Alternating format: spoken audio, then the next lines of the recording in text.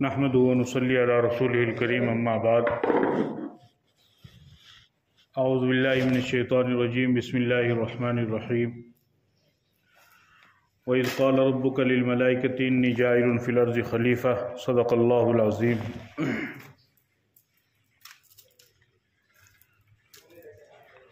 وقال النبی صلی اللہ تعالی علیہ وسلم لا يؤمن أحدكم حتى يحب لأخيه ما يحب لنفسه أو كما قال عليه الصلاة والسلام۔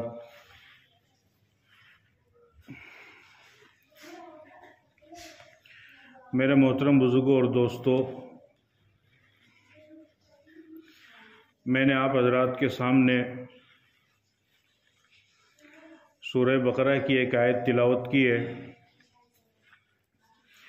اس آیت کے اندر اللہ رب العزت نے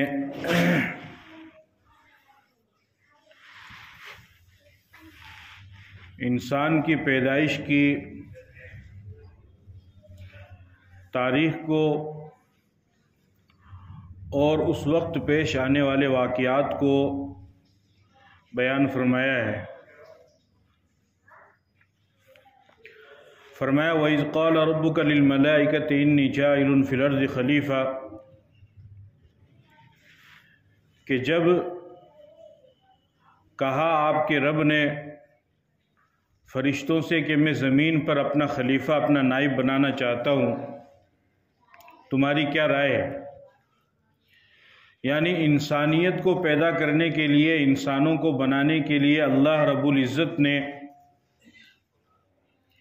اپنی نورانی مخلوق فرشتوں سے ایک مشورہ لیا۔ یہاں پر یہ بات یاد رکھنی چاہیے کہ اللہ رب العزت کی ذات صمد ہے، غنی ہے، بے نیاز ہے۔ اللہ تعالیٰ کو کسی کی کسی بھی طرح کی نہ کوئی حاجت ہے، نہ کوئی ضرورت ہے۔ تو اسی طریقے سے اللہ رب العزت کو کسی کے مشورے کی بھی ضرورت نہیں ہے۔ اللہ کا کوئی مشیر نہیں ہے۔ اللہ تعالیٰ اپنے فیصلے کے کرنے میں خود خالق و مالک ہے، خود مختار ہے۔ اسے نہ کسی دوسرے سے مشورے کی ضرورت ہے، نہ کسی کے دوسرے کے حکم کا انتظار ہے، اور نہ ہی کسی دوسرے سے رائے لینے کی ضرورت ہے۔ لیکن اللہ رب العزت نے پھر بھی بطور رائے مشورتاً ایک بات فرشتوں سے عرض کی، کیونکہ کرنا تو بہرحال وہی اللہ تعالیٰ کو جو کرنا تھا وہی اللہ نے کیا، اور وہی اللہ کرتے ہیں، اور وہی ہوتا بھی ہے۔ وہ صرف کن فیکون کا اشارہ ہوتا ہے۔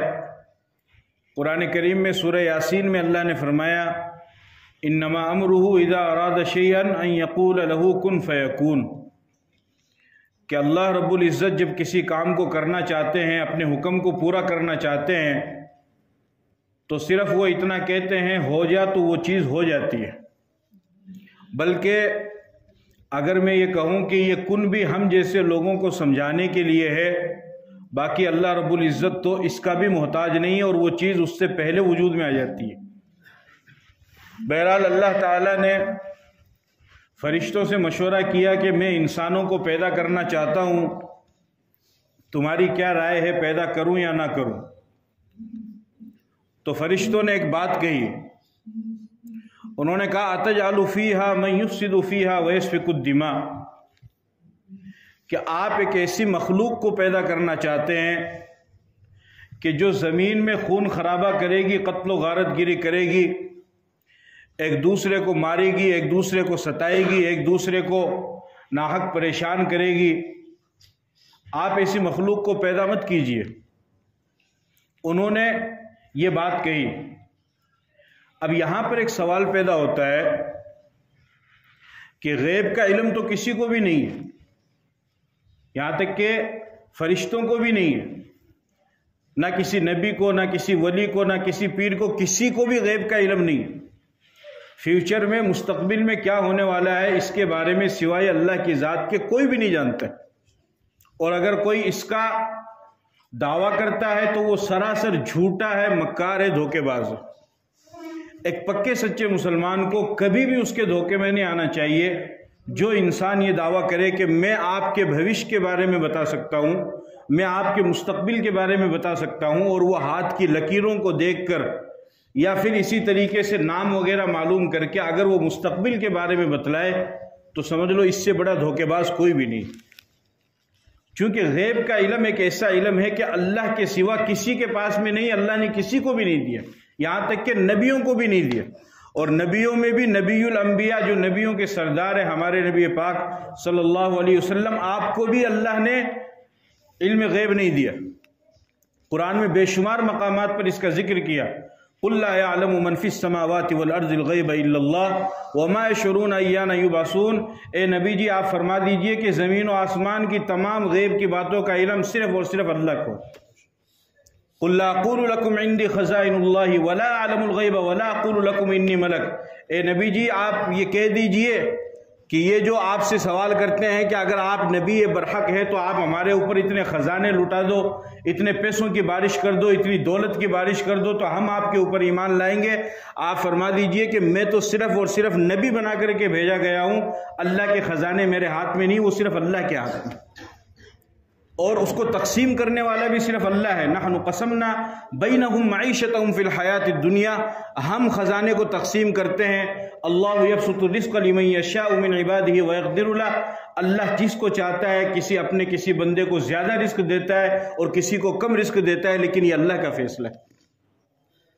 تو غیب کا علم نہیں ہے.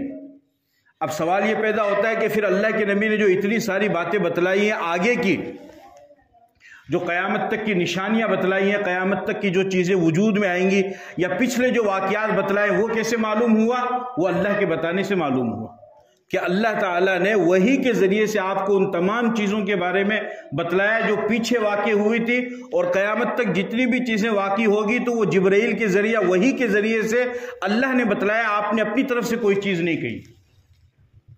تو جب غیب کا علم وقت کے سب سے بڑے نبی کو نہیں دیا گیا تو پھر کسی پیر اور ولی کو تو ویسے بھی نہیں دیا جا سکتا. سوال ہی پیدا نہیں ہوتا ہے، کیونکہ انسان صرف وہیں تک علم کا جانکار ہے جہاں تک اس کی نظر پہنچ رہی. میرے سر کے پیچھے کیا مجھے نہیں معلوم، آپ کے سر کے پیچھے کیا آپ کو نہیں معلوم، جبکہ آپ کا سر آپ کی آنکھ سے زیادہ دور نہیں، بالکل قریب میں ہی ہے، ایک بالش کا بھی فاصلہ نہیں ہے. لیکن اب اگر کوئی انسان جھوٹا پیر بن کر کے وہ یہ کہے کہ میں آپ کے مستقبل کے بارے میں بتلاتا ہوں، وہ آپ کے بھوش کے بارے میں، آپ کے بچوں کے بھوش کے بارے میں بتلائے ہاتھوں کو دیکھ کر یا کسی بھی طریقے سے، تو جب اس کو اپنے سر کے پیچھے کا علم نہیں ہے تو وہ آپ کی 4 سال کی زندگی کے آگے کیسے بتلا دے گا؟ یہ اس لیے میں تاکید کے ساتھ آپ کو بتلا رہا ہوں کہ ایک بہت بڑا طبقہ مسلمانوں کا وہ ان چیزوں میں پھنستا جا رہا ہے، اور نہ جانے کتنے روپے، جان، مال، سب کچھ اس پہ قربان کر رہا ہے. اور خاص طور پر عورتیں، چونکہ ان کا ایمان تو تھوڑا اور کمزور ہوتا ہے، ان کو تو اور زیادہ کوئی لچک والی چیز نظر آتی تو اور زیادہ اس پر فریفتہ ہو جاتی ہے، تو وہ اور زیادہ اپنے ایمان کو اس میں خراب کر دیتی ہے. ہمیں اپنے گھر کے اندر بھی اور اپنا بھی، اپنے بچوں کا بھی، عورتوں کا بھی یہ ماحول بنانا ہے، سب کا یہ ذہن بنا دینا ہے کہ غیب کا علم صرف اور صرف اللہ کو، اس کے علاوہ کسی کو بھی نہیں ہے. اب سوال یہ پیدا ہوتا ہے کہ فرشتوں کو پھر کیسے پتا چلا؟ چلیے اس غیب کے اوپر جب ایک بات آ گئی تو میں آپ کو ایک واقعہ بیان کرتا ہوں، اس سے آپ کو اور بات سمجھنے میں آسانی ہوگی. ہر شخص کی تمنا ہے، ہر مسلمان کی یہ تمنا ہے کہ مجھے مدینے میں موت آئے، اور ہونی بھی چاہیے، کیونکہ اللہ کے نبی صلی اللہ علیہ وسلم نے فرمایا کہ قیامت کے دن میں پہلی سفارش جنت البقیع والوں کے لیے کروں گا. تو کوشش بھی کرنی چاہیے، اور جو خوش نصیب ہوتے ہیں ان کی وہاں پر موت بھی آتی ہے. بھئی پیغمبر کے شہر میں زندگی بھر قیامت تک کے لیے سونا ہو جائے انسان کا، اور پھر وہیں سے قبر میں سے اٹھنا ہو جائے، تو اس سے زیادہ خوش نصیبی کی بات اور کیا ہوگی؟ امام مالک رحمۃ اللہ علیہ بڑے امام گزرے، ان کی یہ بہت تمنا تھی کہ مجھے مدینے میں موت آئے. انہوں نے اپنا گھر بار رشتے سب کچھ چھوڑ دیا، کافی سال ہو گئے. اب آدمی ظاہر سی بات ہے پریشان بھی ہوتا ہے. تو ایک مرتبہ ان کو خواب میں اللہ کے نبی صلی اللہ علیہ وسلم کی زیارت ہوئی، تو امام مالک رحمۃ اللہ علیہ نے فرمایا کہ یا رسول اللہ، میں اتنے سالوں سے آپ کے شہر مدینہ میں رہ رہا ہوں، تو آپ یہ تو بتا دیجئے کہ میری تمنا پوری ہو جائے گی یا نہیں ہو جائے گی. یعنی میں اس لیے رہ رہا ہوں کہ یہاں پر مجھے مدینے میں موت واقع ہو تو مجھے مدینے میں موت آئے گی یا کہیں اور آئے گی، آپ یہ تو بتا دیجئے. اللہ کے نبی صلی اللہ علیہ وسلم نے 5 انگلیوں کا اشارہ کیا امام مالک کی طرف. وہ بڑے پریشان ہوئے، صبح کو اٹھے کہ اللہ کے نبی نے 5 انگلیوں سے کیا اشارہ فرمایا؟ 5 دن، 5 ہفتے، 5 مہینے یا 5 سال؟ تو اس وقت خواب کی تعبیر بتانے والے بہت بڑے عالم دین تھے ابن سیرین رحمۃ اللہ علیہ. ان کی کتاب بھی تعبیر الرؤیا بڑی اچھی کتاب ہے، کیونکہ خواب کی تعبیر بھی الگ الگ ہو جاتی ہے، مزاج کے حساب سے بھی، موسم کے حساب سے بھی، اور آدمی کے حساب سے بھی خواب کی تعبیر بدل جاتی ہے. اس لیے خواب کی تعبیر بتانا بہت بڑی ایک ذمہ داری ہوتی ہے. بہرحال تو انہوں نے ایک شخص کو ان کے پاس بھیجا اور اس سارے واقعے کو بیان فرمایا. تو امام ابن سیرین رحمۃ اللہ علیہ نے فرمایا کہ اللہ کے نبی صلی اللہ علیہ وسلم نے جو 5 انگلیوں کا اشارہ فرمایا، تو آپ کا اشارہ وہ قرآن کریم کی 5 آیتوں کی طرف تھا.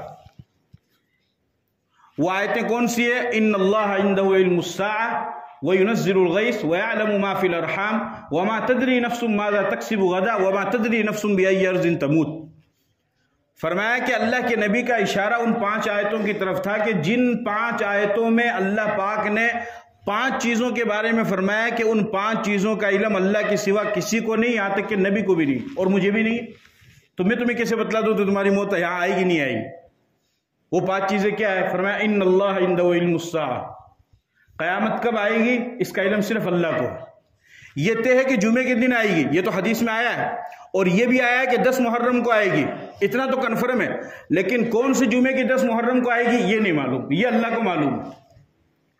دوسرا فرمایا وَيُنَزِّلُ الْغَيْثَ، بارش کب ہوگی اس کا علم بھی صرف اللہ کو ہے.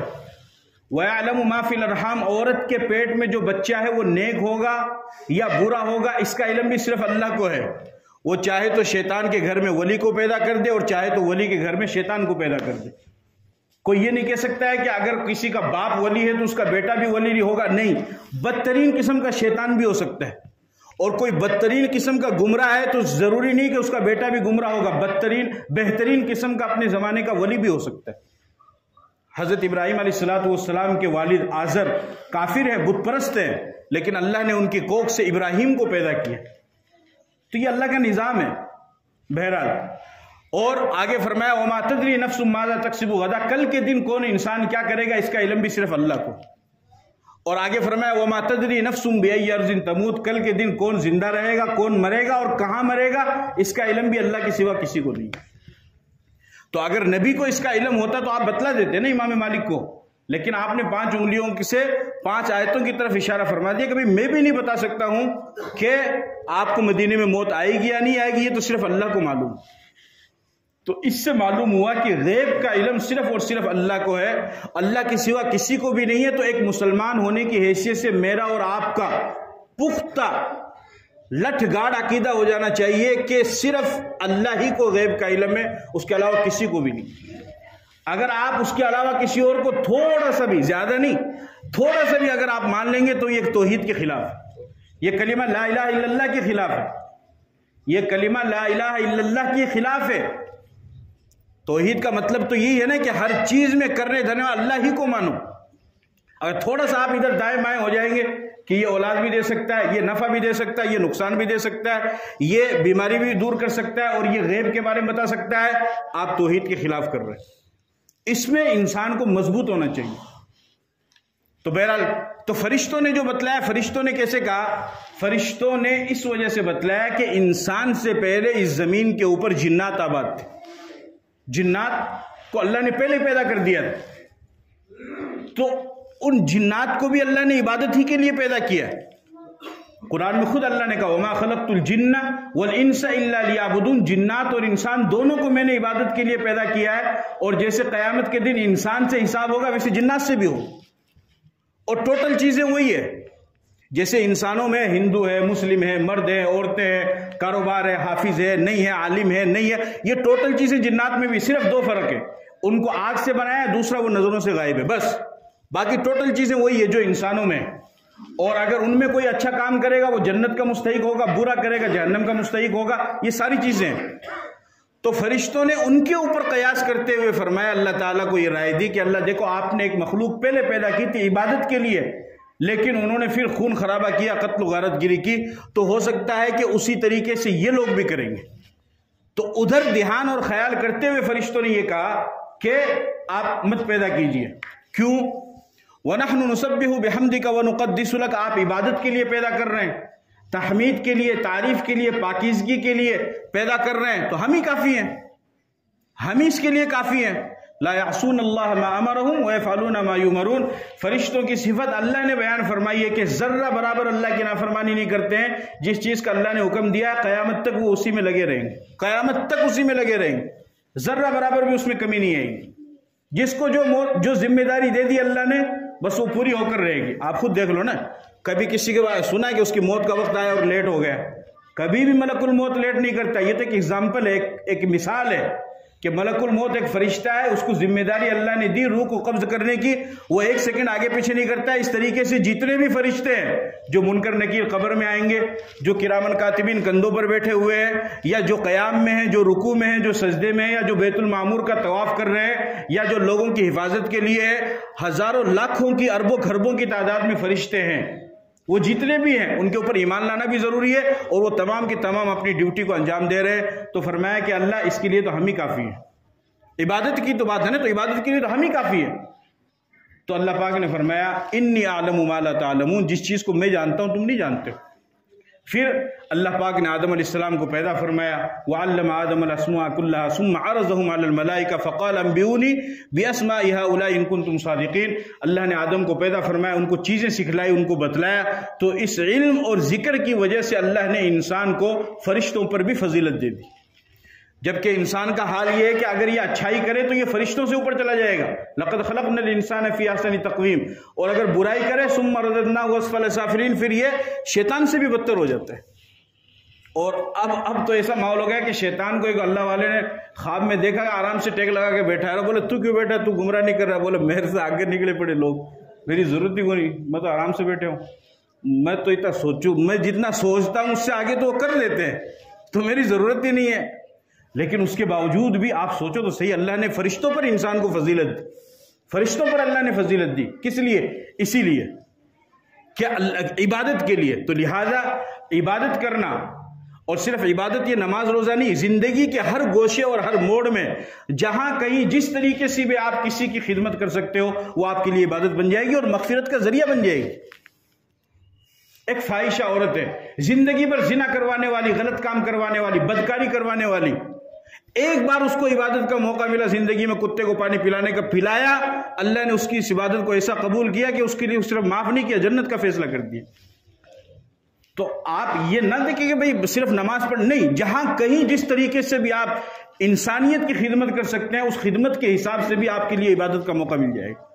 اس لیے حدیث پاک جو میں نے آپ کے سامنے تلاوت کی، اللہ کے نبی صلی اللہ علیہ وسلم نے فرمایا لا یؤمن احدکم حتی یحب لاخیہ ما یحب لنفسہ، کہ تم میں کامل ایمان والا اسی وقت ہوگا جب تک کہ تم اپنے لیے وہی چیز پسند کرو جو اپنے بھائی کے لیے بھی وہی چیز پسند کرو جو تم اپنے لیے پسند کرتے ہو.